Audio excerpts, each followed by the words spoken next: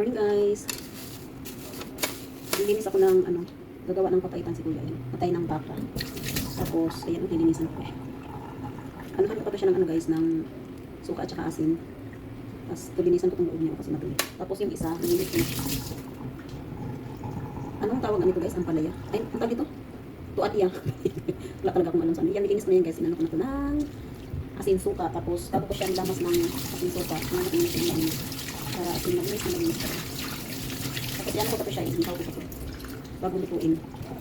Pressure cooker muna. Tapos, pag lumambot na, tanggalin, iihaw. Ano ako yung teacher pag ano. Kung ako lang maglilinis nito dati, dalawa kami ng gusto. Kasi parang nakatagalan ako. Hindi pa ako marunong maglinis. Pero nung nakita ko si Kuya na ako na yung maglilinis para mas komportable ako guys pag ako lang mag-isa. Ito talaga yung pinakaayaw kong linisan kasi ang pagaw yung linisan guys. So gupitin ko pa to siya. May stick pa ako dito. Para sure ball talaga siyang malinis.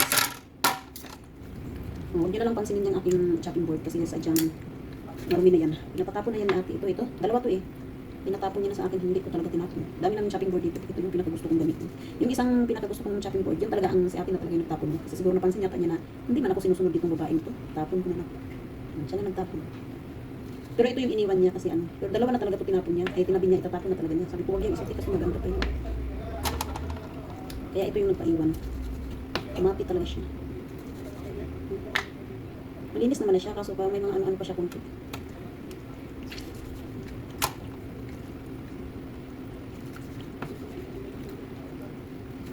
Ang ulan, hindi pa talaga tumigil. Hanggang kailan ba itong ulan na to?